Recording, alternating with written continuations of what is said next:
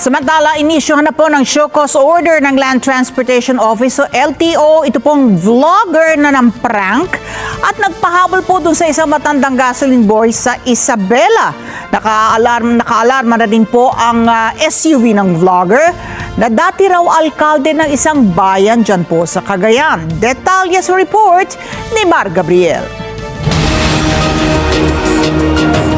Alilinawin lang natin, ayon sa LTO ay lumalabas na sa Cagayan nangyari yung viral video na yan. At base pa dun sa kanila investigasyon, yung vlogger daw mismo yung may-ari ng gasoline station na yan at lumalabas na tauhan niya itong pump boy dun sa viral video. Pero sa kabila niyan, sabi ng LTO, mali at hindi pa rin katanggap-tanggap yung ginawa ng vlogger na tila pinaglaruan niya yung kanyang tauhan.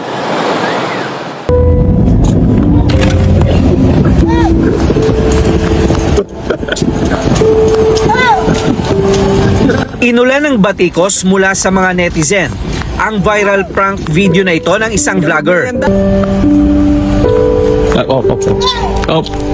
Sige. Sige.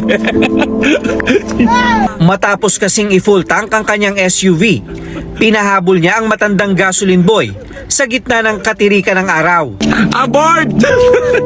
Sige. Ayon sa Land Transportation Office, nangyari ang insidente sa Cagayan at natukoy na nila ang pagkakakilanlan ng driver at ng vlogger na isa raw dating alkalde. Actually, kilala ko siya, identify ko na siya. Yung nakakataas siya sa buhay, inaabuso nila. So, hindi tama yun na pahabol-habulin niya yung tao niya sa init ng araw. Nag-imbestiga kami, parang ang pinakikita niya, nagkarga siya, tapos tinakbuhan niya, nagbibideo siya. Although ang report ay tauhan niya yon at gas station niya yon. So parang ginagawa niyang, alam mo yon, laruan na pinahahabol-habol yung taos niya sa kanya. Agad na inisyohan ng LTO ng show cause order ang vlogger. Nakaalarma na rin ang kanyang SUV at ang kanyang lisensya. Inaasahan na haharap siya sa LTO sa April 29. Ari namin silang tanggalan ng lisensya habang buhay. Pangalawa, yung sasakyan niya, naka-alarm yun. Kasi bakit yung sasakyan? Kasi yun ang ginamit niya para pahabol-habol siya dun sa tao. Ginawa niya laruan na hinahabol-habol siya. So, maling-mali yun. Kahit empleyado niya yan o kamag-anak niya yan, wag mong gawing laruan yung mga tao para sa ikatutuwa mo. Hindi katanggap-tanggap sa amin sa LTO yun. Samantala, naka-impound na sa tanggapan ng LTO ang SUV na ito at isang motorsiklo na pag-aari din ng dalawang vlogger. Ang SUV na ginagamit daw na pangkarera sa Region 2 at sa Cordillera, na-recover ng mga tauhan ng LTO sa Kawayan, Isabela, habang ang motor naman natsyempohan nila sa sumulong highway sa Antipolo City. Hindi raw nila pinansin ang show cause order ng LTO, kaya tuluyan ang nirevoke ang lisensya ng dalawang vlogger. Yung pagiging vlogger natin, maging responsable tayo. Hindi yung magbibigay tayo ng hindi magandang halimbawa sa mga kababayan natin. Pinakikita natin, hindi tayo sumusunod sa batas trapiko. Sina-challenge pa natin ng gobyerno na hindi sila kayang hulihin. Kami, huhulihin namin sila at seryoso kami. Kasi kung hindi natin gagawin to, hindi tayo titino. Ang revocation po kasi 2 years. Ang talagang ban ng magka-license ka, life na yon. Magkakaroon ako ng recommendation. Isa sa mga, although maaring ito pareho, na ma-ban sila sa paglilicense, paglilisensya nila para hindi sila makapagmaneho.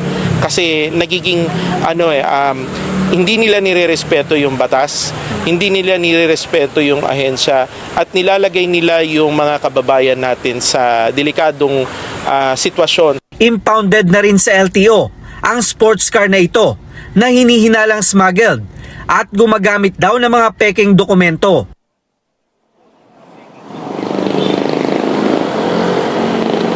Ali, ayon sa LTO, kung hindi sisipot sa April 29 itong vlogger at yung kanyang driver doon sa viral video, ay posibleng irekomenda ng LTO na suspindihin yung kanilang mga lisensya. Ali. Okay, Mar, ang premise dito, ang latag dito is yung pagmamaneho, yung driver's license natin ay isang pribilehyo na binibigay sa atin na nasa poder naman talaga nilang alisin sa'yo. Yung pribilehyo na ibinigay na nila na yan sa iyo. So devil's advocate ako itong sinasabi na yung humabol na matandang gasoline boy ay tauhan niya, siya may-ari ng gasolinahan, yung vlogger, no?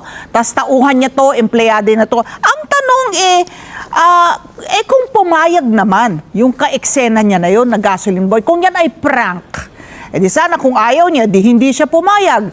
Number one. Number two, sinong complainant? Nagreklamo ba itong matandang hindi nga gasoline boy o empleyado? Nagreklamo ba na siya ay pinaghabol? Na pumayag naman siya dahil scripted nga raw hindi ba? Tama ba yon? Ali, yan yung gustong mabigyan linaw nitong LTO, kaya nga inimbitahan nila sa pamamagitan ng show cause order itong vlogger at yung driver ng SUV, no, para ipaliwanag itong nangyaring insidente doon sa viral video. Ang concern kasi ng LTO dito, Ali, ginawa nila ito gamit yung sasakyan at ginawa nila yan doon sa pampublikong kalsada dahil maaari daw na nagresulta yan doon sa aksidente nitong pump boy at doon din sa ibang mga motorista na dumadaan sa kalsada na yan, no? At ang sinasabi ng LTO, Ali, kahit walang tumayong complainant dito, no, kung hindi magreklamo yung pump boy, ay sila yung tatayong complainant dito. Ito raw yung tinatawag nilang motu proprio, no, sa panig o motu proprio investigation sa panig ng Land Transportation Office. Ali.